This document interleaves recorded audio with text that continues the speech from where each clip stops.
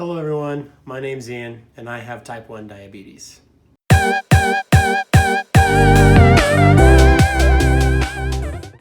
So in yesterday's video, we talked about kind of my diagnosis and how I got diagnosed with diabetes and kind of the history leading up to it with this research study that I was a part of. So today I thought I'd kind of go through what I've gone through so far since I got diagnosed, as far as doctor's visits and what they have me doing, and we'll just kind of go through all that stuff. So on my first doctor's appointment, after I went to the urgent care, and he told me, he's like, yeah, you have diabetes. They started me on insulin because I was on metformin from the urgent care, which is a treatment for type 2, which is what I don't have, obviously, type 1.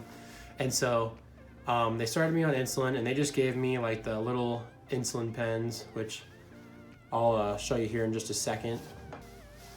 So this right here is my little diabetes bag that I have all my stuff in, and I have, this is one of my pens. This is my my Basalog.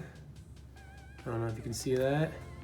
This one's almost gone, but that's my Basalog, which is like a 1 time a day, 24-hour lasting baseline insulin injection. Just kind of helps keep my body try and maintain certain levels of blood sugar.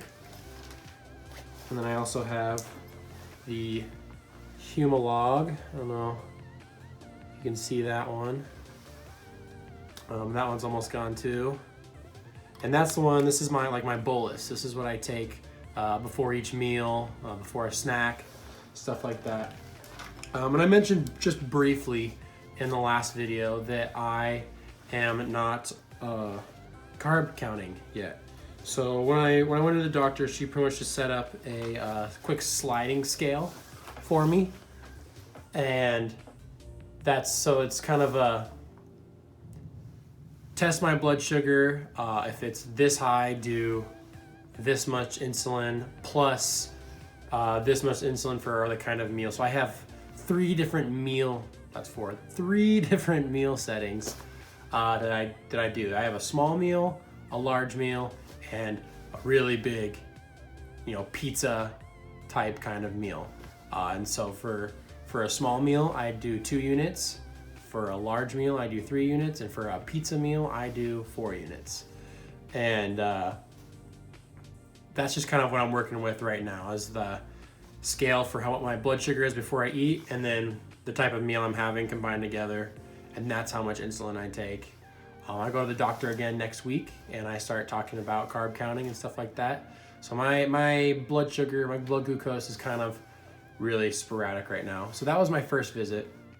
And then I also met with a diabetes educator the same day, different appointment. And she just kind of educated me a lot on what I was going to be going through and what to kind of expect. And so I got started on the paperwork for a pump and a CGM. And if you don't know, a CGM is a constant glucose monitor, and then a pump is just something so I don't have to use these pens anymore. Rather than taking a needle and injecting myself with insulin, I'll have a little pump. It's on me at all times, and it has a little program on it, and so it'll constantly give me insulin when I need it, and then I can give it a little bolus before meals. And then the CGM, which I'm going for, I did a lot of research once I found out I was going to be diabetic on pumps and stuff, and I decided that I want to do the Omnipod and the Dexcom G6.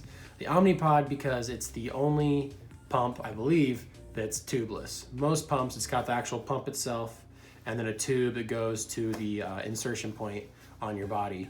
The Omnipod, just the whole pump itself sticks onto you somewhere, whether it be your arm or your belly or your thigh.